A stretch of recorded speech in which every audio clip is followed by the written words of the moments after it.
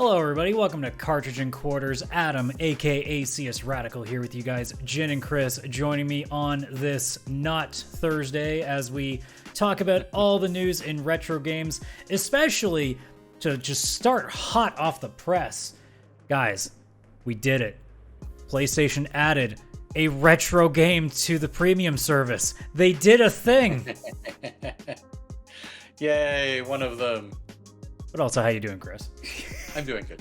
I'm doing very good. How are you? Not too bad, not too bad. I mean, it's finally not stupid hot all the time here in Canada land. You know, obviously, I know it must be a shock to people that, you know, it's capable of being above 0 degrees Celsius here in the land of igloos. But, you know, it actually can get pretty warm here in the summertime. And it seems to be not going away permanently, but at least taking a few days off now, which is very, very welcome when it is sometimes ridiculously humid here and it's not enjoyable. Yeah, well, it is September in Canada, which means winter is 3 days away. It's either 3 days away or 100. We have no way of knowing. This is true. This is true. So it's warm. Well, it's not right now, but it's been warm. But I also kind of want to hold on to it because I know it's going to go away soon and it's just going to be cold. Yeah, it's it is not true. Like, oh, it's nice finally.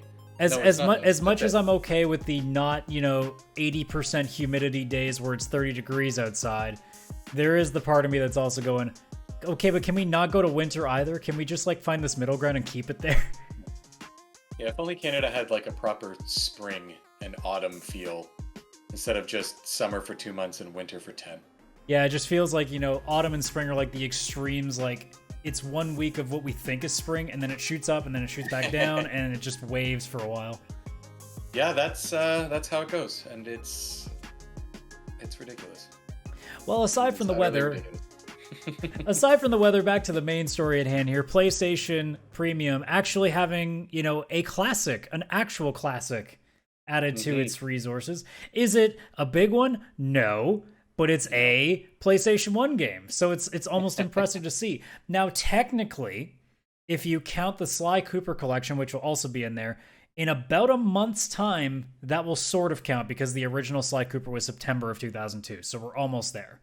Almost there, yes. And it's funny because I didn't even play the Sly games until that PS3 release that they had done of Sly 1, 2, and 3. I platinumed all 3 games. I don't think I've played all 3 of them. I know I've played at least 2. I can't think of which. I know 1 for sure, but I can't think of which between 2 and 3 that I've played. Yeah, I know I played all 3 only because I got the collection that they re-released on PS3, and it was when I just started trophy hunting. I'd never done it really before, and I think I only had 2 or 3 of them, and I saw those were pretty easy. I discovered PlayStationTrophies.org or whatever the heck that website is. And I platinumed all 3 games individually. It was done over a month and a half or something. Yeah. Yeah. But I don't remember much about which one has what in it. I honestly don't remember much about those games to begin with. No. That's how long it's been. Probably 12 years ago. It's been a while. Yeah, it's been long enough that 1,000 other games have been played and overwritten some of what's been there through history. Some stuff stays, some stuff leaves. Just it's inevitability. But yeah. The one game that is being added in till we finally have retro games actually existing on this goddamn retro package that they built. I know people will say, well, there's also the demos and the other stuff. Let's be honest, people only cared about the premium because of the retro. That was the point. We wanted all the old classics on that console. Yeah, that's the reason we were getting it. That's what we want. Yeah. And that game is going to be Siphon Filter 2. So now there are 2 Siphon Filter games on the system starting, I can't even remember what the date is, but it's going to be very certain. Probably by the time the show comes out, it may already be even on the store at this point. Yeah, because it's very, very, very early September. Yeah. I just found it on the article, September 20th. So never mind. It'll be weeks after this episode goes out. That's late. That's weird. What a weird time to update the PlayStation stuff. Because now I'm wondering too, the new extra ones don't come till the 20th as well. The what? PlayStation, stop being weird, please. Yeah, you figure it would update at the same time or same day as the free. Yeah, that's September 6th. So apparently we're waiting 2 more weeks to get all these extra games in the service. Which, you know what? Fine, I can go play Grand Blue Fantasy Versus. While I wait, excited to try wait that. for Deathloop to come on there, and then we can do that. But we're not here to talk about new games. Ugh. Those are gross. New games suck. I mean, I don't have much to say about Siphon Filter to begin with because I never really played Siphon Filter ever growing up, so it's not really in my wheelhouse. I mean, I've heard stories about them because they were kind of like, I guess, the alternative to Metal Gear. Mm-hmm. Sort That's of like why I picked up the first one. I mean, sort of even akin to like Splinter Cell before Splinter Cell in a way. This is also true. Actually, yeah. Yeah, I don't remember much about Siphon Filter. I never even finished it. I did get fairly far in it, and I remember I was like enjoying it, but it was more like comfort food or like a casual game to just play through because I think I got it used at GameStop. And I think I picked it up because I was like, "Oh, cool! Another, Metal Gear Solid style game." It definitely was not as good as Metal Gear Solid. That I know for sure. It didn't have that overly serious tone. It felt more arcadey, I want to say, if I remember correctly. But yeah, I can't remember anything about the story really or anything. I just have just glimpses of my gaming past. I know there was stealth in it. That's how much I know. There was some stealth. Yes. I mean, it's there was a siphon. Yeah. I don't know what to say on this, honestly, because like it's more the joke that after all this time we're seeing one PlayStation 1 game. They're looking to be like, well, we put a couple of, classics, and Sly Cooper's on there. We put Toy Story 3 from the PSP on there, which is interesting. Finally, the one game I've been waiting for. And then what was the other PSP game? I don't even think I've ever heard of it before. It's called Kingdom of Paradise, which I've never heard of. No, me neither. I don't know what that one is. Now, there's another classic that's going on, but it's going to go on extra because it's Alex Kidd Miracle World DX, so it's like the remake of it. So, yeah, but it still stems back to the conversation that we had originally when we were talking about premium, where we went, guys, the service was supposed to be like a retro library, and there's still nothing in it. I think the official count, if you don't count PS3, is less than 50 still. I think it's like high 40s. Yeah, it's pretty low. So it's like, again, I mean, it's a few more games than I guess we wouldn't have had in the first place, but this service was kind of supposed to sell based on that retro library. And again, like I said at the top, I know that some people will say, well, actually, there's also this and there's this service on it too. It's not just the retro library. But let's be completely honest. We know gamers. A lot of us thrive in nostalgia, and you know how well Nintendo does with its eShop when it has all the virtual console stuff on it. Oh yeah, people are jonesing for that. And the prices are ridiculous still even there, but at least they goddamn offer it. Well, they used to. Yeah, now that they have the expansion pass. Yeah. It's different, but like they used to charge you quite a bit for a Super Nintendo game just to play it, and we're like, no. Like $8 or something yeah, like that for one? Yeah, it was like when Square was like, hey, here's the SNES version of a Final Fantasy game on phones, $15. And we're like, no. That's stupid. Oh, that hurt my brain when I would see those. It just felt so high priced for an app store, like a phone app store, because everything else was like 99 cents. That's what you expect everything in there to be. Yeah. Oh, it was very, very weird to see that kind of level of stuff. But again, as we've learned many times before, companies love to milk you dry over your nostalgia. Oh yeah. Your childhood is worth so much to businesses. Yep. They're willing to take it and just steal from it. Take your childhood and rob you blind. Like a child. They'll just keep going and not give an iota of a fuck because you're a sucker and that is all you will ever be. Yep. That's how it goes. Ugh. Well, I guess for lack of a better segue, speaking of suckers, let's talk about a Kickstarter that's happening. So, I feel personally attacked because I have backed like 8 Kickstarters. So I love both of these. And both of them technically are retro. Not every game in the series is retro. But the it's not like a sequel to these things. It's more of a spiritual successor, but it looks like Wild Arms and Shadow Hearts specifically are going to be getting potentially, or I mean, we're assuming, new games that are spiritual successors to them. Now, Wild Arms is going to get a game called Arm Fantasia to the End of the Wilderness, and Shadow Hearts will be getting a game called Penny Blood, which is a title. That's for sure. Arm Fantasia is a very JRPG title. Penny Blood, on the other hand. No, I don't. It sounds like a horror film, but like a B grade horror. It sounds like a Fatal Frame spiritual successor more than a Shadow Heart successor. That's true. Yeah. Yeah, exactly. Yeah, you know what? That's it. That's exactly what it is. But yeah, the original, I mean, is it the original? Yeah, it's the core creators behind Wild Arms and Shadow Hearts that are doing a double Kickstarter that they're trying to get both of them. They're not. It's not like they're getting get them made, because it sounds like they're getting made regardless. But the money, I think, is to try to get them appeased to like a bigger publisher down the line. So I think that's a big part of what the money is trying to go towards. Because the funding goal is only $750,000, which for two games of this magnitude is not a lot.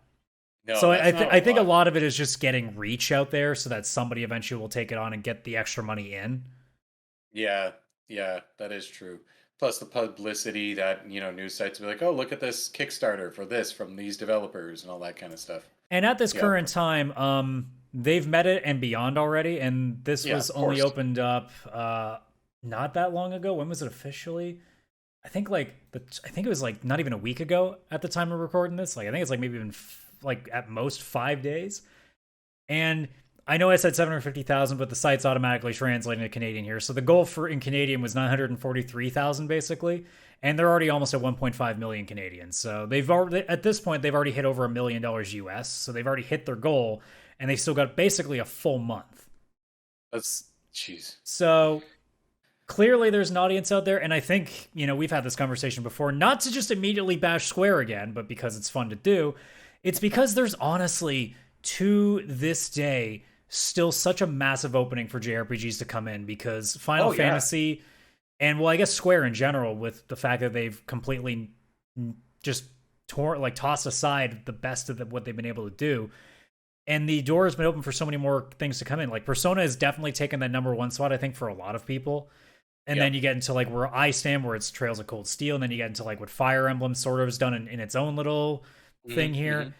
And you've seen even like other games coming out, like Shin Megami Tensei's had its own little thing. There was I think it's called Monarch, that's meant to be like a spiritual successor to the original Digital Devil Saga games. Oh, yep.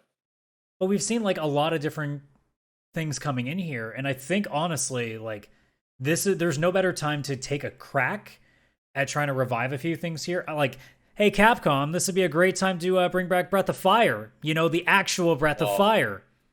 That would be. I know we've talked about that on the show before, but that would be my dream if they actually brought that back. And Capcom did it, because Capcom has been kicking ass lately. Well, and you also have the Suikoden Kickstarter, the Aiden Chronicle. Now they've already put out they've put out that side scroller brawler that they did extra, which I'm like, guys, I don't care. Focus on the friggin' Suikoden. Come on, let's go. Yeah, chop. Focus on the main game. But we don't need the other thing. There's definitely a lot of older JRPGs that are making a bit of a comeback here, and I'm more than okay with that, because there's quite a lot of them that really deserve their time in the sun. Because 100%. Granted, a lot of them just haven't aged the same. Like, obviously, it's going to be hard to go back and play like original Wild Arms, or going back and playing like the original Shadow Hearts. But I think there's definitely become a moment now where people are looking at some of these games and going, okay, Final Fantasy isn't the only thing here. There are other options that we can have. Oh, yeah. And I mean, with you having now these two other trailers, and by the way, both trailers for these games are fantastic looking. Like I went here being like, oh, these will probably be like run of the mill. Maybe they'll look a little more retro than anything else. And I started with the Arm Fantasia trailer, and I went, holy shit. This is like a Guilty Gear RPG to me. Holy crap, I want this. That's actually a really good way to describe it. Like the way that, the anime like cell shading to it. It's very like it's more anime-ish Guilty Gear, but it's like it's got the same kind of like artistic design. Yeah, just a little bit more on not chibi, but like a little more on the kawaii like level. Like more like cute than badass. Yeah, more cute. Yeah, than badass. Yeah, I saw those trailers, and because I went into them too, I was like, all right, what's this gonna be like? Is it gonna be the old school, blah blah blah? And then I saw it, and I was like, holy crap, I need this in my life. Yeah, assuming I that they almost, stick, assuming that they yeah. stick to what they got here, Arm Fantasia looks incredible. Hmm. Like, I'm not gonna lie, I've played Wild Arms 1, I've played 5. I don't think I've played 2, 3, or 4 though. And they were okay. I look at this game and I think way differently. Yeah. Yeah, it definitely feels like that series brought to like the modern gaming world, you know? It feels like a modern JRPG with still that old flair. Like, that's what kind of interests me, in that it looks like an old school RPG, but it's fluent like a modern game. Yes. And I'm here for it.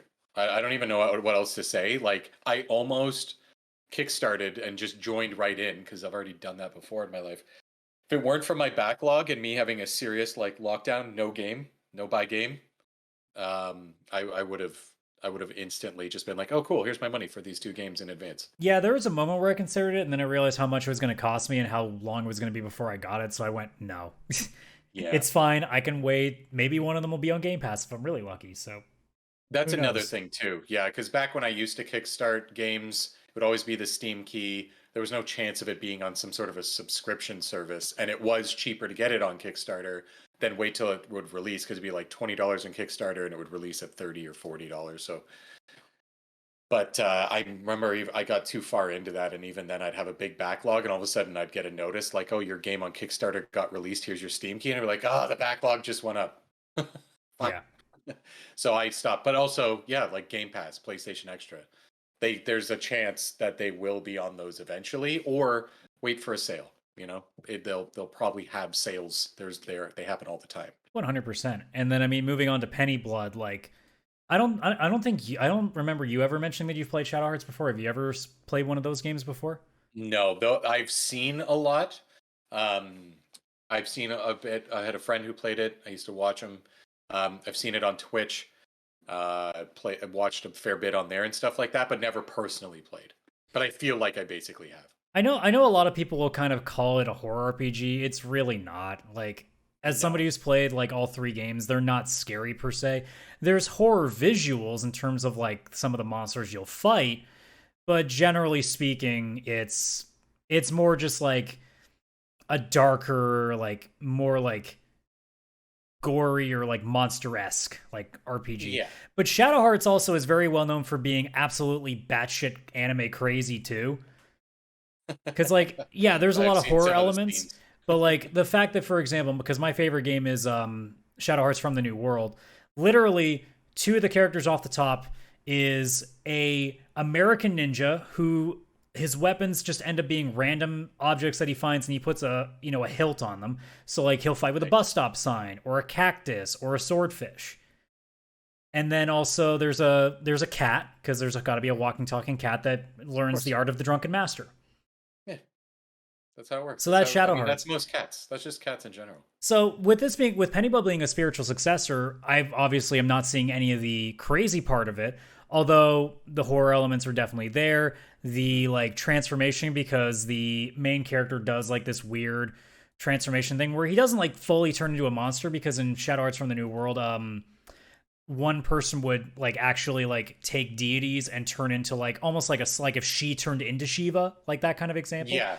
And they were really cool with it too, because they used like Native American I'm trying to think what the word I'm looking is. They use like references from Native American culture to kind of have her transform. So she turned into trying to think of what some of the names of them were now. Was there a Quetzalcoatl one? I can't remember. I might also be mixing up with summons from Final Fantasy, because it all blends together.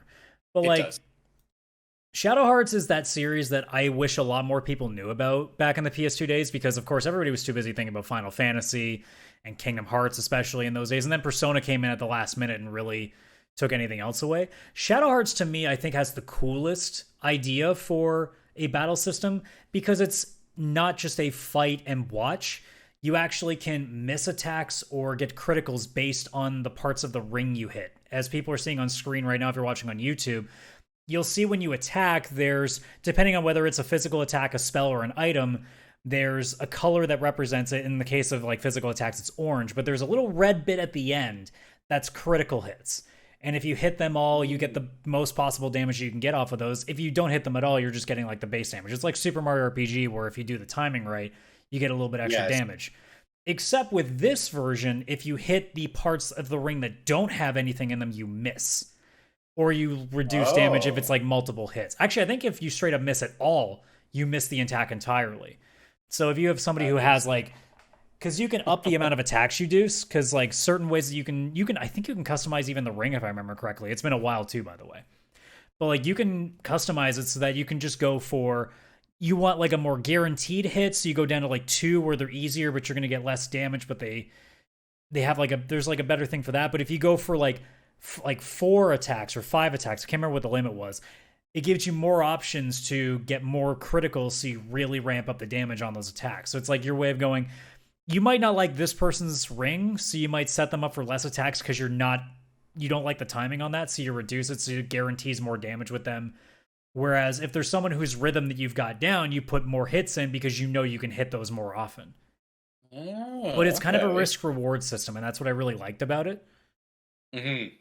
Because it actually made every battle engaging. Like, even basic battles when you're grinding, like, it actually makes it engaging because, you know, you can make them go faster by making the attacks hit criticals more often. And it also gets you in a better habit of learning that rhythm, so that way when you go into boss battles, you're doing as much damage as you can, because obviously you're going to need to do a lot more damage. So...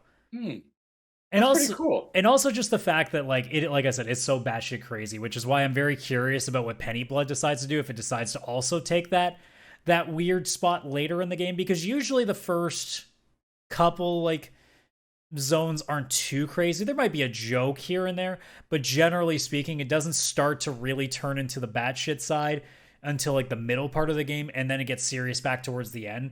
It's almost like when you watch an anime where it's like pretty serious in the beginning to get you in, then the fun stuff in the filler happens in the middle, and then it gets back towards the end where it's time to focus on the main plot that needs to come to a conclusion. And Shadow Hearts kind of does that very well, in the same way that like Yakuza sometimes will, where the story is like the main piece, but it's also a vessel to some of the really weird shit that it does in the background too, while you're in the process of finishing the game. Yeah.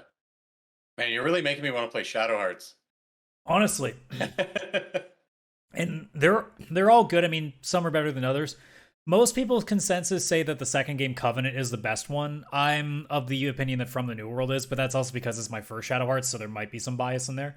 Oh yeah. I've played all 3. They're all fine, but the original was definitely, like a lot of games when they first start out, kind of like that, testing it out and trying to find its footing. It ends up being the weakest. It's not bad. It's just the weakest because it was getting their footing. But yeah, like I'm very interested in both of these. If I had to choose one or the other, Arm Fantasia at this time has my attention more, even though Shadow Hearts is definitely the bigger series to me. But I also would more. I wish I could get like, whether it's Covenant or From the New World, I would love to see like just a modern remaster, not a full on remake because I don't think it needs it, but just like 60 frame per second, like just a little bit clearer imagery, and I would be okay with that. Yeah, kind of like what they did with Persona 4 Golden by bringing it to like the more modern consoles and systems and stuff. Yeah, well, I think it's still on the way to consoles, but it's on Steam and they didn't like overhaul it. They just kind of made it so that it's not obviously a PS2 game anymore. Yeah. It looks like a PS2 style game made for more modern systems. Yeah, exactly. I always think that's the best way to do it anyways, because everybody has that way. You satisfy the people with the nostalgia, but also current gamers, because it's got all the current features, current graphics, current 60 FPS, and all the nostalgia people aren't going to freak out because it's just their game running slightly clearer and nicer and smoother with none of the stuff they loved being removed or changed.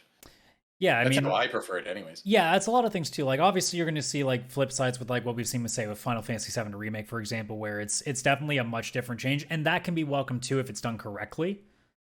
Yeah. I think there have been cases where it doesn't work out. Like you look at say I can't remember which specifically Mana game in the series it is, but they did a complete Oh, rework of a mana game, and it wasn't received okay. nearly as well. I just can't remember which one it No, was. It might have been Secret of Mana actually, but I may be wrong. Actually, no, I don't think it was Secret of Mana. But no, it's the point. Trials of Mana. Is that the? Well, yeah, I I think can't Trials even of Mana remember. was taken second in Setsu 3. I can't remember Yeah, which one specifically it was. It's a case because technically, because the way that it's kind of described by some people is that it technically counts in a style that the original is technically the SNES version is the only one you can play it on, even though it's been remade, but because it's been completely redone and it's not even the same game anymore. yeah. And I'm like 99% positive it was a Mana game. I just can't think of which one it was. It But might like be Secret of Mana. I think I know which one you're talking about. But yeah, like Headway. it's definitely a fine line between like what's a good remake and what could just be remastered. Like we've mentioned before, how bringing like say the original Metal Gear games back or Metal Gear Solid and like not changing like the entire story or changing the actual like levels or the bosses, just making it more like what say the modern Metal Gears are, where that is Yeah, definitely a remake, but it's also not a complete reimagining. I think there's a difference there. yeah. Oh, 100%. 100% agree with you. And then there's just some games that like honestly, it ain't broke and it still would work today, so just pretty it up. And that's Yes. obviously what say Persona 4 Golden did, and when it was Yes. re-released on Steam, and we're seeing that with some games as well in the long term, where they're just saying, no, we're just gonna make it run better, and we're just gonna make it not look like a blurry image like you're staring into it in binoculars. Yeah. So it'll be an either or, but I think in this case, like obviously, I'm trying to think who owns the rights to both of these. I think Wild Arms Capcom, or is it somebody else? Wild Arms is. I think it's Xseed, so oh god, it's all over the place. I feel like Square Enix was almost attached to one of them or something. So like here's where it gets complicated. So this is the publisher list right now. Sony Computer Entertainment, Ubisoft, and Xseed. So it may just be like that it's all over the place right now.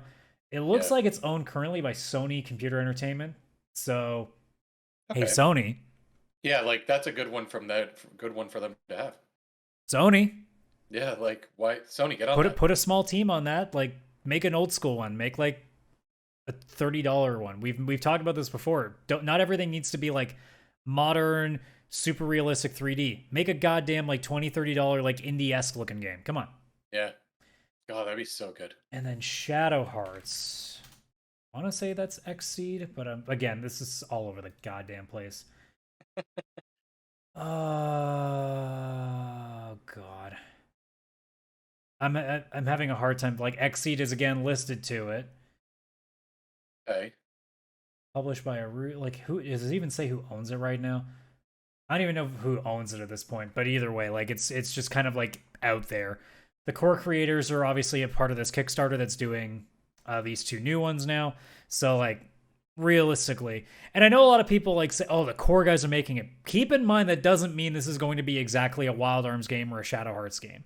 Just because it's the core creators, because obviously everybody played Mighty Number 9 and went, "Oh, this isn't a Mega Man game." No, I that was one of the Kickstarters I got, bringing it full circle back to before. Yeah, and I was playing it, and it didn't take me long before I was like, "Fuck, this is And that's the not what I restoration. That's actually another wanted." reason also why I don't kickstart. I think have I ever kick. I don't think I've actually kickstarted anything. Mm. I might have It done was one fun. thing. I just can't remember if it was Kickstarter or something else. But Rooster Teeth back in its heyday did a game called $1,000,000 Butt, and it was a Oh, card game, and that I did because I went, well, it's a card game. It's not that's gonna be pretty hard to not make. yeah, So I wasn't yeah. worried about that suddenly being like, oh, we're not making this now. By the way, it's like we just need to find somebody that can laminate these things, Just and do a then laminator. we just got to ship them to you. Mhm. So that one was fine, Yeah, that one's fine. but yeah, I generally am wary of Kickstarters, not even because of the quality. It's just my brain with games goes, I know how many games get canceled. I mean, for example, we just talked about Knights of the Old Republic remake probably not being a thing that's going to happen at this point. It's still apparently being moved around, but my hope of it being Yeah, released is a lot less now. So generally when it comes to games, I don't care like what it is. Like somebody could literally say, "Oh, the entire original team of Chrono Trigger are going to make a game." And I'd be like, "Okay, cool. I'll see you guys when it comes out." Yeah. Oh yeah, Like, I'm same. not risking it anymore because I've seen so many projects that don't work. No, there's too many. There's too many. There was one I kickstarted, and it was the original Final Fantasy Tactics team and a bunch of veterans from the industry. I can't remember what the heck that game was going to be called, but I'm still on the Kickstarter because it's been like 7 years, and it's the only Kickstarter I've put money on that has not come out Is yet. it, let me see here. Is it Unsung Story? Yes, that one. Yeah. Yeah, it got picked up by another company. I think they're called Orbital. They put out their monthly updates and what's going on with the game and all that kind of stuff, but all the original people that were attached to it, and it was supposed to be a huge Final Fantasy Tactics thing. Everybody left. I mean, Everybody like, left as their I'm saying, project. they're still updating. Like, the most recent Yeah, update was a couple days ago. So, yeah. No, I still get the emails and all the updates. I was watching it for so long. Like I've been through multiple relationships and lived multiple places since I've been on this Kickstarter. I've just been like, all right, I'm tell me when it's done, and other than that, I don't care. something, something That's where Star I'm at. Citizen joke. That's all I got. So, Star Citizen, yes, yes. but the last thing, by the way, we had a whole show of actual stories this week. How about that? Yeah, there is. Yeah, wow. This It is is capable of news. happening once in a while. Yeah.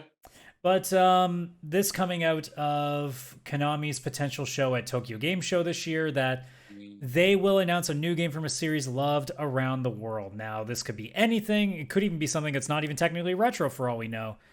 But hey, it's a perfect time for us to just completely talk about all the things that Konami has not done anything or has fucked up in the last 10 years. Yeah, do they do stuff now? Like, what do they do? Nothing. You know, Oh, I guess it's coming up. They're doing one thing. that's a great question. What's the last things Konami has been making? Because I mean, obviously there was Metal Gear Survive, which no one wants to talk about. Uh, that doesn't exist. Ugh. No, no, no, it exists. I remember exactly what happened. So you know, sorry to tell you guys, but you know, it's happened. So I guess technically, like the things that they've really been doing now are like they are part of like the new Yu-Gi-Oh free to play game that's been coming out. They're attached to the Cowabunga collection. Uh, Oh, right. Okay, fine. they I'll have give they them have that. their Pro Evolution Soccer series. It's now just called eFootball, which is a stupid fucking name. They're still making Bomberman titles. Oh, yeah, I guess technically they're doing that. So like they're still doing something, but it's not the way that it used to be. I mean, there was a Contra game, Row Core back in 2019. They've re-released Mhm. stuff like Zone of the Enders, the second runner got a re-release a few years back when it got brought up to modern consoles. But yeah, then there's also Metal Gear Survive, and that's basically it until you all go all the way back to Metal Gear Solid 5 back in Uh, 2015. So that's not there's been a that's not massive great. gap for the last 7 years, really. So the fact that it seems like they might be doing something again, because there's a few projects that are rumored. Like obviously, there's been a planned revival for Castlevania rumored, Silent Hill, Metal Gear Solid, which apparently is the furthest along in development from what's been reported. So like there apparently are things. It's just A, are they going to happen, and B, are they going to even treat it remotely well? Because Konami seems to have not given a shit for a long time about video games. No, it seems like they'll release, their remasters or whatever of their old library or their collections. And then other than that, it's just rumors because there has to be something happening, right? But maybe Yeah. there's just not. So, in this little bit of time that we're going to spend on this, I wanted to just talk about potentially any relevant series name that could be it, and if you think anything about it, if you think it's likely, or if you think it's way too much of a shot in the dark, or Yeah. even if you just want to talk about how much you miss it, I thought this would be a good way. I got like just over 10. I think it's like Okay. 12 or something here. Some of Okay. them are not going to happen. Like it's more of a joke for some of these. Like I'm not going to Yeah. bring up Biker Mice from Mars or whatever it was called. Oh, what the fuck? That's the only one I wanted. But like here's the ones that I did come up with when I looked through all their franchises. So All right. probably very unlikely, but it was a thing back in like I think it was like GameCube era. Bloody Roar. Bloody Roar was so much fucking fun. Fighting game. I sucked so hard, and my friends used to kick my fucking ass with like 250 combo. But it was fun. Yeah, like Bloody Roar is not a bad game. Like I would say like they were probably like more of what you would see back in the heyday of like arcades being big for that. Yes. Yeah, it definitely felt like, I mean, it was like a PS1, I think, fighting game. Yeah. I don't know how well that would translate now to gaming.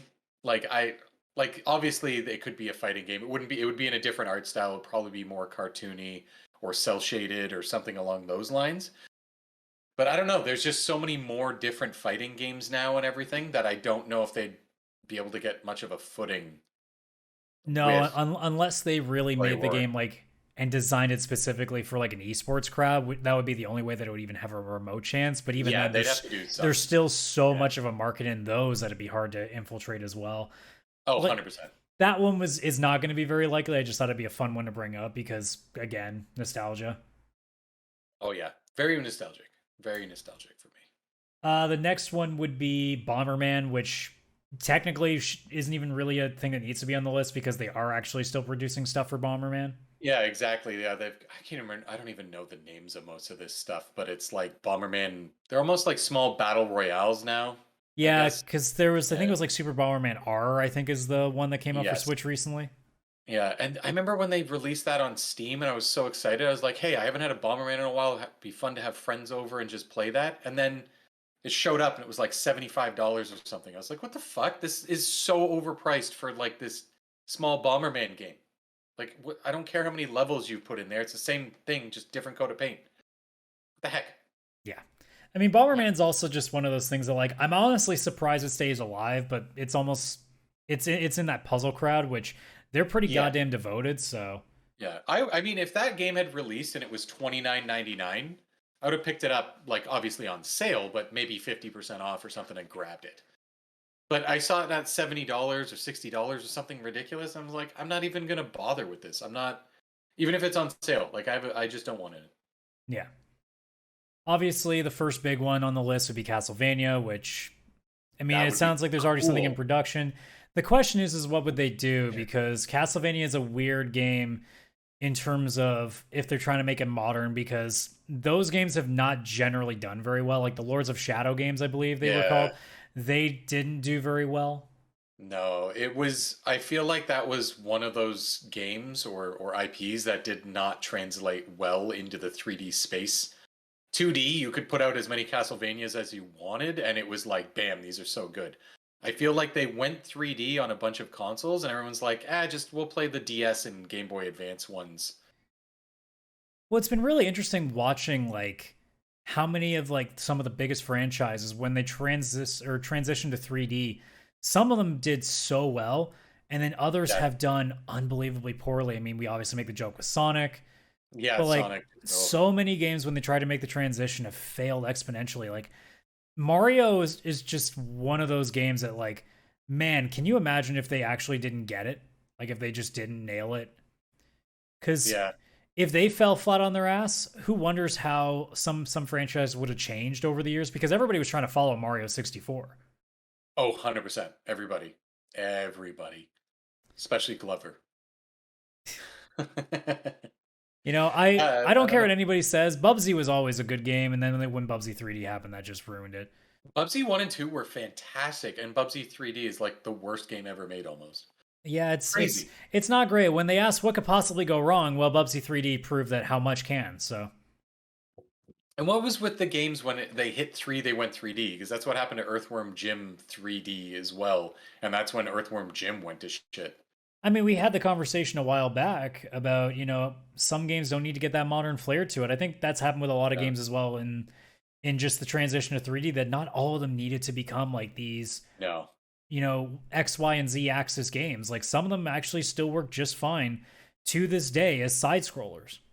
Yeah. Like I to think this they're, yeah. day, like even Mega Man Legends actually has done a decent job of pulling 3D off, but like Mega Man Yeah. at its core is a side scrolling game. Oh, yeah. And it Yeah. always will be. I think it's pretty hard to justify it being anywhere else. When Mega Man X had the few of them that went 3D, just dead. Like, I won't ever go back to those. I'll nostalgically play every other Mega Man, but there's no way. No way I'm gonna play like Mega Man X7 or whichever ones were 3D. Yeah, No and I way. mean, you even go to other things like Mortal Kombat, where when it made the transition to 3D, Like Mortal Oh Kombat 4 was yeah. not received very well. And then if you really want to go out there, you go to like when you get into the PS2 era where they went on a full 3D plane for the fighting and it was horrible. Yeah.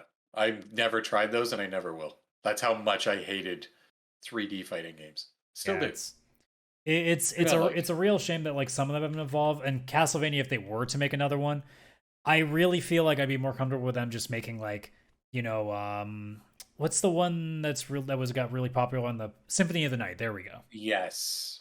Yeah. Like I think that would work very well, but the problem is every company thinks that they have to make like the epic AAA like super. Yeah.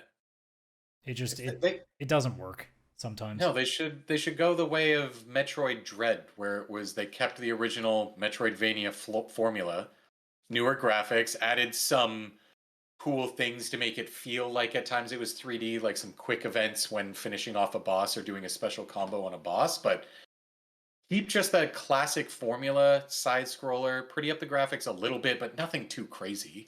And just put out like a good classic Castlevania. That would sell. I would buy it very, very quickly. It's funny how you mention Metroid Dread when there's people that are like, "Man, I miss Prime."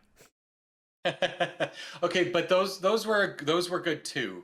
But they were almost like they're two different complete series at this And that's the other thing too. Like I think you can have cases where games can do both. Like we said with oh my god, why did I just lose the example? Mega Man, Resident there we go. Evil. Oh, Mega Man, yes. Like again, if you give me a Mega Man Legends 3, I'll take it. So Oh, 100%. Yeah, and I think that's the important part. Whatever series you already have going, keep that formula, make a side series, different character, same character, whatever, but a different series so that you have both of them going at the same time. yeah. Not that you take one thing that's already working and just completely throw it upside down. Just, let's see what happens. Now another one on the list, Contra, but that one's been done recently. I doubt this one would be that one just because of the recency factor. I mean, it could be, but pretty unlikely. But I mean, yeah, that'd be weird. I mean, I'm sure the Games Done Quick community would be okay with that if they have another Contra game they can throw up on the festival every year. Oh yeah. I mean, if you make an old school Contra, that would be pretty cool too. Oh yeah, if they went like ultra old school, like Super Nintendo Contra 3 kind of Contra, I would love that too. Because those games, like, it would have to be like a lower. Even in how hard they are still very fun. Yes, Contra 3, I have played not even that long ago. I think it may have been on Nintendo Switch Online. I think it's on there. I don't know. I played it somewhere and it was very hard. I didn't get very far, but I loved every minute of it. It's just so much fun and nostalgic. Yeah, they're good games. But still good to this day. Still good. Clearly will not be, but I always think it's funny because it is a Konami game. DDR, some Dance Dance Revolution. Bringing it back to your house. Yeah, I kind of hope it is a DDR. And it's just like, maybe they bring back the dance mat and get everybody in the house to actually try DDR again. And then it would give me an excuse to exercise in the house more. It would mostly give people an excuse to buy a DDR mat so they could beat Elden Ring with it or something. That is also true. Let's face it, that's what would really happen. And I mean, I will never do that. I don't play hard games, let alone a hard game on a fucking dance mat. But I will watch all of those Twitch videos. A very, very old school, but still, a big series back in the day for Konami. Gradius, I can't remember how it's pronounced. Yeah. That's a good question how it's pronounced. But either way, very, very, very good one. That would be neat to bring back again.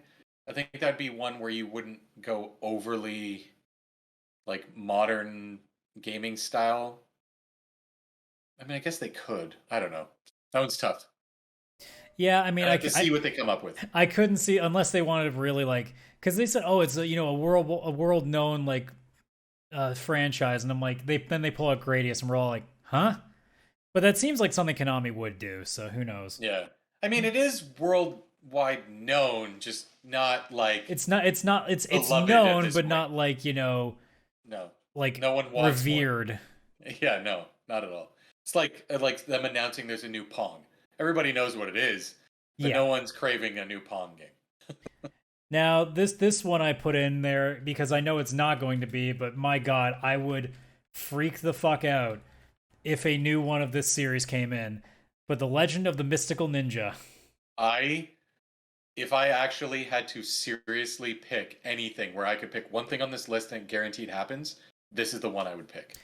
If you give me a modernized N64 Mystical Ninja game, I am so fucking down for that. Yeah, that was one franchise that went from 2D to 3D real friggin' well. Yeah, I actually love the N64 game way more than the Super Nintendo game.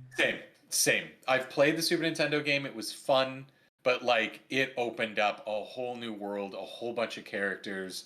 There was real story, real environments. Like, oh, I've been craving. That was the first ever illegal ROM I downloaded ever. I even had a USB plug-in for my N64 controller back in the early 2000s because I was desperate to play that game, and it's never been re-released. And it's such a unique game too. Yeah. Like it stands out so much compared to its contemporaries from the same era. Yeah. Like you can put this next to all the other platformers, and this thing stands out above the others just because of like, I mean, obviously if you're from the West, like a game that's basically like as Japanese as it gets, does stand out a lot. Like the feudal Japan like setting, the over the top anime stuff, like with the friggin' mecha stuff in there, and like the weird fourth wall breaking that game does too. Like it's like a Japanese Deadpool game almost in a way. Yeah, it was bonkers. Like every time you went somewhere, it was just like a whole new something was freaking going on. It had multiple characters that you could just kind of switch in and out of. Oh, so much fun to play. And the music in that game was so good. Oh yeah. Oh yeah. Yep. I'm not gonna lie, at the end of this episode, I will be going on Spotify looking for some of that music. If it is not there, I'm going on YouTube because obviously it is there. Of course. Obviously, after this, the big one is Metal Gear. Of course, what a surprise. Yeah. I think that one, unless they're showing like the actual game that they're producing, maybe that could be what it is. I mean, apparently their show is 45 minutes, and it sounds like it's just for this one thing. So, I mean, let's be honest. You would assume that this is the most likely. Yes. But also not the one that's going to go as well as they'd hope. Like, without Kojima, I don't know. I think fans will be like, nah, sorry. Hashtag not my Metal Gear or something. That'll be trending on Twitter. I don't know. Yeah, it's kind of it's kind of difficult to see anything else, even though you're like pretty damn sure that it's going to be, you know, it almost feels like it has to be this, but that also makes you immediately think that it's not going to be. Yeah, imagine it's this big Metal Gear reveal and then spotlight and Kojima walks out and he's like, nah, fuck it, I'm doing it. The world would fall apart in happiness. Sure, I'm on board then. But I don't think that's happening. So it'd be Metal Gear without Kojima and people would be very torn. Now if it is a Metal Gear thing, what do you think it would actually be? Would you think they'd be starting something completely new without Kojima, or would they just be trying to like just ride on the coattails and just like say remaking the first game? I could see them doing a remake of like the first game or something because they don't have to worry about the writing and everything. It's already done because Kojima's writing is really hard to just do yourself. Because have fun replicating Kojima. Yeah, if they try to do Metal Gear Solid 6, like they're gonna fail. Like they're not gonna be good with the story. They would like without Kojima in that group, they have a 2% chance of actually succeeding. Yeah. And it's not even because of it has nothing to do with anything apart from people would just their standards would be so high because they're so upset that it's not Kojima behind it. Yeah. Oh yeah. Now if they just remade the first game, that I could see, that I would actually be okay with, because again, they've already got an engine like for Metal Gear Solid 5 and all that kind of stuff. And they're just going to use those assets to remake the first game. I'd like it would be hard for them to screw that up because the entire blueprint's there. Kojima already did the work. He's just not going to be involved with it. I think some people would still be upset, but that's probably the one thing I'd be okay with. Maybe also if they did some sort of a re-release or of a remake or maybe even just remastering all like the first 3 games, putting them on PC and modern consoles. Hell, those could probably even go on Switch because they probably wouldn't take much. I could see them doing that. I could even see them having a Metal Gear thing and it being 45 minutes. Here's a remake of the first game, and the other games are coming as remasters or something. Like I could see them doing a few things all at once. I could also see them just being like, here is Metal Gear Solid Battle Royale, 100 metal like solid snakes get dropped on an island and shoot each other, and it's literally just all the other battle royales. And people going, thanks, Konami. Well, the 5 multiplayer wasn't that great, so it probably better not be that. It's because it needed more people. It just needed so many more, like 100 of them, just 100 solid snakes, no customization options. You all look the exact same. You're all just solid snake. I think a cool thing if you're ever gonna do a Metal Gear multiplayer system, it shouldn't be like a world where you're all like in the same area, unless you were doing like you're the spy and someone's like an undercover guard, and they're like doing stuff to try to like sabotage the rest of the crew quietly while you try to infiltrate. Like there's cool co-op scenarios. That would be cool. If you were doing competitive Metal Gear, the only way I would ever do it is it would be you and an opponent, and you're in the same. It's completely randomly like a randomly generated map. Like it puts you. Maybe they have like the same maps, but the enemy locations and what they have, like they're all randomized going into that fight. And it's just, hey, here's your objective. Let's see who gets it done the fastest. Yeah, like that'd be like cool. I can't imagine like an actual PvP Metal Gear. It just doesn't work. No, it doesn't. Stealth games and PvP do not work. No, I like what you're saying with the co-op. Now I'm picturing like a 4-player co-op game, and well, think about it. One of you Snake somewhere. And one of you Meryl, like that kind of level roles, right? Yeah, and then you could have Ryder. You could have a bunch of characters you can choose from, and the 4 of you need to infiltrate into a building to get somewhere, and you all kind of have to do different things to get in there. That would be cool. Yeah, I think there's definitely something like for stealth games. It's a very untapped market that I wish somebody would do. Because I mean, you've seen it with like co-op games, like say a Payday, where it's like heisting. But I would love to see something where it's like a spy thing. Now, Operation Tango, we still haven't gotten together and messed with that game before. We still need to do that, yeah. But like that would be like like one way of doing it. But like in a Metal Gear style of you and like either a friend or up to 4, like somebody is the person like actually on the comms, like saying here's what's this, here's the timing of this thing, like here's when this is switching over. Like somebody else being like the undercover guard, somebody being the actual spy, or you maybe have 2 spies, like. Mm-hmm. Or maybe you just go 4 spies and just see what happens. Like maybe you just pick a role and have fun with it. Yeah, I could see that being a lot of fun, and they could like make it interesting by choosing a bunch of already existing locations from the previous game. So you just play different maps, and the objective is just get in, do this, do that, blah blah blah blah blah. Yeah, that'd be really fun. That would be fun. The last big one would be Silent Hill, which again, after PT, like everybody knows that how badly people would want to see that. That is probably, in my opinion, the most realistic one. And the only reason I'm saying that is because there's been so many rumors. Like every year, there seems to be a new Silent Hill rumor that's going around. And I feel like it would just finally be true. And it's like, yeah, it's been true this whole time. We just kept pushing it back because it wasn't ready or not good enough yet. Yeah. And I mean, again, like Resident Evil's been taking a lot of charge again.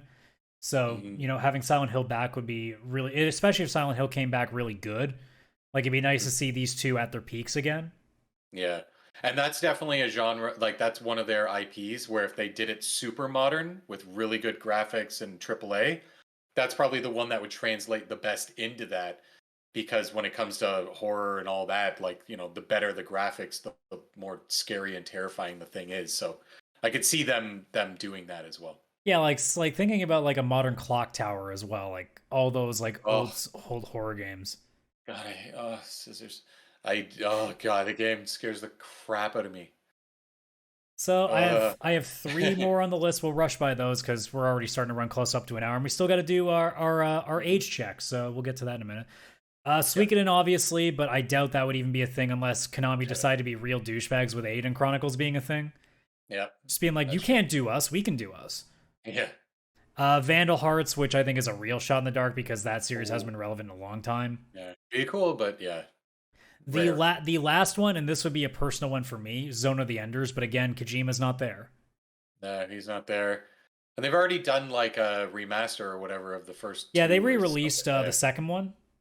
Oh, it was the second one? Okay. So like I'd love to see like more of that, because I think like I just recently downloaded Deus Ex Machina, or not Deus Ex Machina, Daemon Ex Machina, Oh, okay.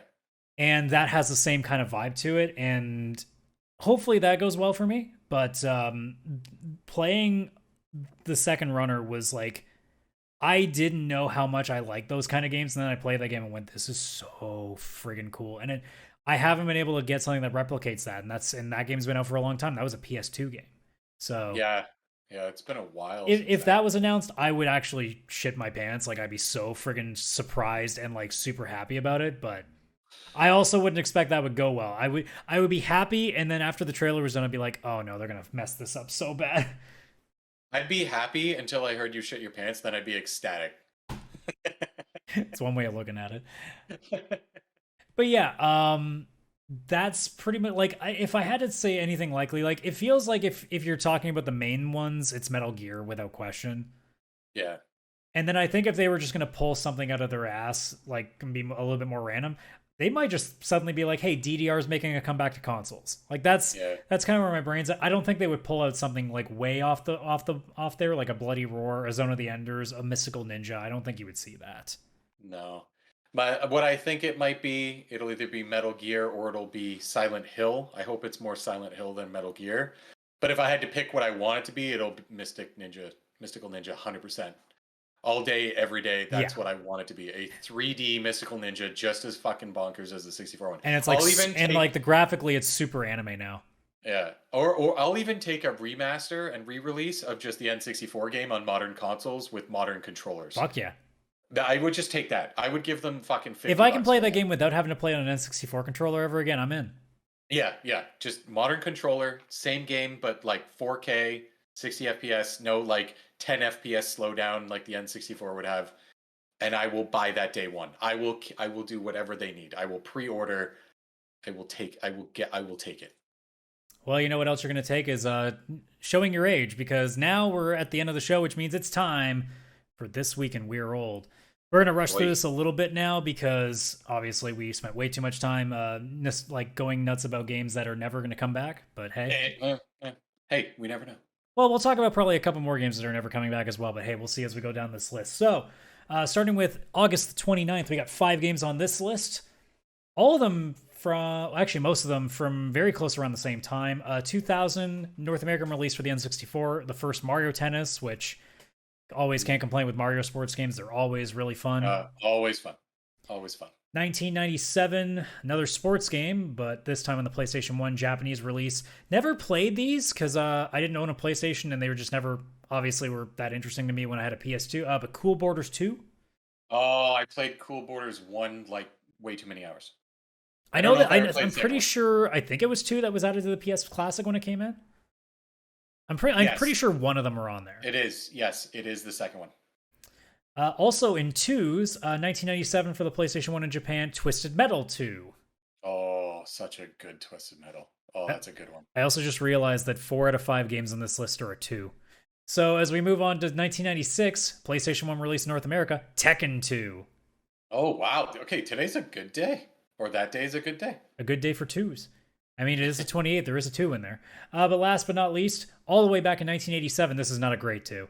NES release in Japan, Castlevania 2, Simon's Quest, which is a game that was famously screamed about by the angry video game nerd back in the day. That's also dating us. You have to go to the far left and just duck. Hold down the down button while holding an orb for like 15 seconds. You have no idea why or how. Like, that was just trying to sell Nintendo Power Strategy guides. There's no other reason that that's in the game. I sound like the angry video. It's a terrible night to have a curse. What can I say? Oh my god! And yeah, it happens. All of these memories are coming back to this whole game. Moving on to the 29th, we got 2 games and a acquirement. 2002 Mafia the Original, released on PC in North America, which I recently just finished the definitive edition, and I enjoyed that a lot. And the free edition's going free on Steam. For that anniversary, which is pretty cool. I think it's his 25th anniversary. No, 20th. Well, wait, it's got to be the 20th anniversary because I'm literally talking about it turning 20. Jesus, brain, come on. That's how that works. Yes. In 2000, the other game on the list, PlayStation 1 released in North America, Valkyrie Profile, which we won't talk about the newest game that they're making because it looks like a PS2 game now. Actually, the original game might look better than that game does. I think it does. I would actually say that is true. The other major thing also happened in 2000. Red Storm Entertainment was acquired by Ubisoft. And for those that don't know Red Storm Entertainment, that was the team that was originally making Rainbow Six and would stand to make all the Rainbow Six games for the future for Ubisoft, including what they're currently doing now, which is Rainbow Six Siege. Big game. Too big. Moving on to the 30th, we have technically 6 games, but it's more 5 based on the usual thing. Because, by the way, we do only North American, European, and Japanese releases, but I'm making an exception today, and I'll get to that when we get to that. 2002, in Europe for the PlayStation 1, Fatal Frame. We mentioned that earlier. Speaking of games that are fucking terrifying. Yeah, no, I'm good. I like it, but no. Not terrifying, though. 2001, PlayStation 1 in Japan. Also a 2, but Parappa the Rappa 2. Oh, I loved those games. Oh, so good. You mentioned this game earlier, 1996, PlayStation 1 in Japan, Cool Borders 1. 1995 for the Sega Saturn in Europe, Panzer Dragoon, which is another game that I have just somehow missed over the course of my life, even though I've heard so many good things about it. Yeah, and there's like a remaster or something. Yeah, there was some sort of remake not too long ago. I've still got to take a look at that. Yeah, same. It always goes on sale and it's really cheap, and I'm like about to buy it, and I'm like, no, later. Here's the one that's way off what we usually do. And I only did this because in 1993, Brazil specifically just got a fucking shelling of Super Nintendo games all on the same day. Okay. So I didn't add the full list because some of them were just like sports games or like other random things. But here is a list of games that all came out the same time in Brazil. So like this just was all thrown on their shelves at once. F-Zero, Mario Paint, SimCity, Star Fox, Street Fighter II The World Warrior, Super Mario Kart, Super Mario World, and Zelda Link to the Past, all on the same day. I have to imagine it's that like Nintendo didn't have whatever license or whatever they needed to sell. Yeah, like they were just able to finally sell there, and they just dumped all of their hits. All the hits, yeah, because that's just too good. Imagine living in Brazil on that day. You've been waiting for your Super Nintendo, and that's what drops. Because back then, you bought like 1 or 2 games maximum. Now, granted, this is 1993, where you didn't have nearly as much, like the internet obviously wasn't in full swing, so you don't know like about all of these games. Although you know Mario, you probably have heard about Street Fighter and things like that. But thinking about like knowing what we know now, that list is pretty insane. That's all have in front of you on the same day. Like, how would you pick? Because back in those days, obviously, games were not as cheap as we think they are now. No, I don't know. I don't know how to pick. I mean, probably Mario, just because. Yeah, if I was gonna pick one, I would pick Super Mario World. But like, there's not really a wrong answer with some of these games, so it just depends on what you're into. Yeah, exactly. And then lastly, 1987 in arcades in Japan, the original and not very well remembered Street Fighter. Yeah. No. Before it became what obviously it became with Street Fighter 2. Yes. Street Fighter 2 is basically Street Fighter 1.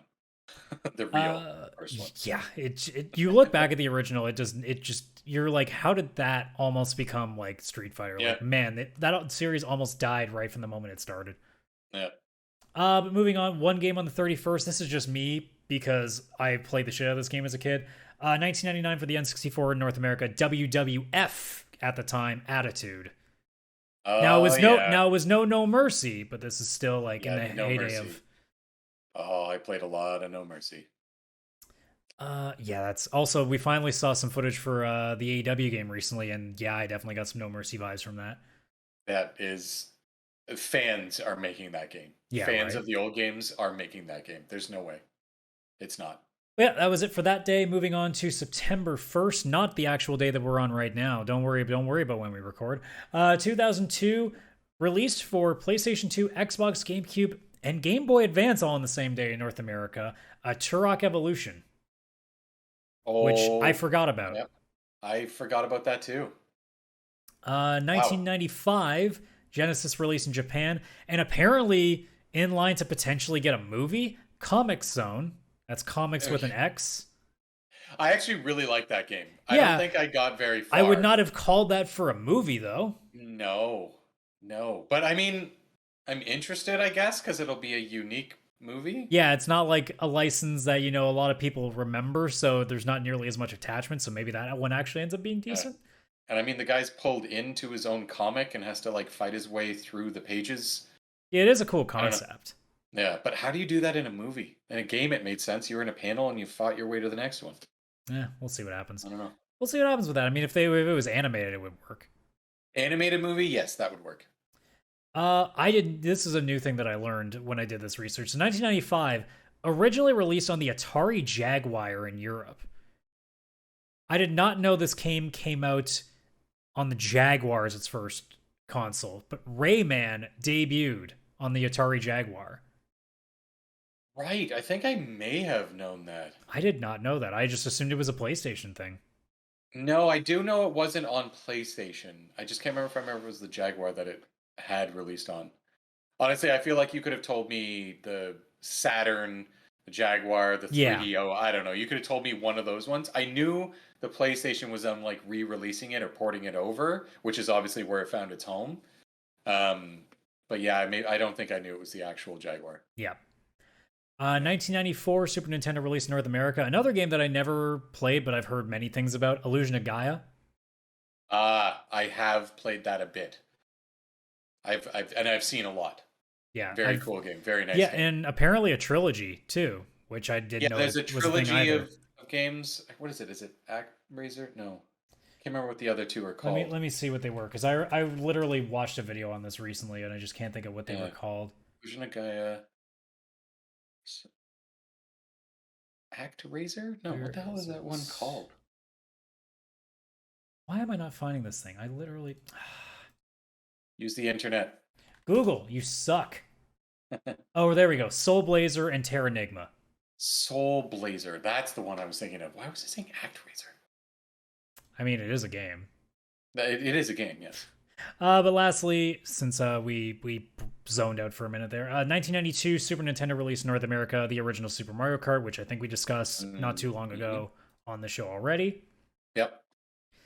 Then we go to September 2nd, which becomes the Japanese RPG section. 1999 PS1 in Japan Front Mission 3. There's a series that also could come back. Yep, that'd be nice to bring them back. Because, I mean, hey, it's another tactical JRPG. Hey, those are fun. I do love those. Ironically enough, 1999 for the PS1 in Japan, Wild Arms 2. Nice. Since we were talking about them earlier. And then literally just made a comeback, first time in the West, but 1994 and for the Super Nintendo in Japan, Live Alive. Oh, yeah, and that just got its re-release, or is getting its re-release. Yep. I can't remember if it's out or not. Yeah, I think it's out. And then the last thing we have here today on the actual airing date of the show, like the amount of coincidence in this list this week has been pretty crazy, but 1998, the only game on this list today, PlayStation 1 released in Japan, Metal Gear Solid. Dang. Whoa. It's crazy when things line up like that. A lot of things that we've talked about just happening to show up today. What do you know? Yeah, that is a lot. That's crazy. What the hell? I mean, granted, you get basically three cracks at it. Actually, that's not true. Multiple cracks at it if they're on different consoles at different times as well. So true. So there's always a chance that some games we talk about can happen multiple times. But hey, just the fact that like Wild Arms, Live Alive being recent, not even just because we talked about it, but just because it's literally just come out not too long ago. Obviously, Metal Gear, as we just said, it's interesting how that sometimes works out. Damn, so good. That was a good week. That's a good week in history. Yeah, that was another week of reminding how friggin' old we are. And because we are through that list, that means this show is over. And thank you so much for catching us on this episode of Cartridge Quarters. So, if you guys enjoyed the show, if you're watching on YouTube, as I hope a lot of you do, because then you get to see our lovely faces and also the video feed, so you can just see some of the retro things that we are talking about here if you've never seen them before. Although I think in most cases you probably have, because you're watching or listening to a podcast about retro games. You probably know about most of them. But yeah, if you're watching on YouTube, like the video, subscribe to the channel. If you are listening to us on any audio platform that you can rate us, please do so. Otherwise, share this podcast with all your friends, even the ones that don't play games. Who cares? Look, there's two really handsome faces on the screen. There's something for everybody, even if they don't pay attention to video games. Come on.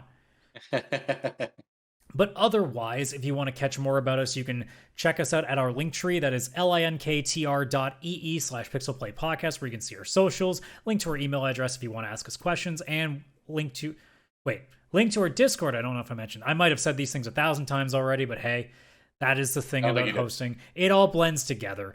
But yeah, you can catch all the information for us, not to mention where you can find our show elsewhere from where you find it.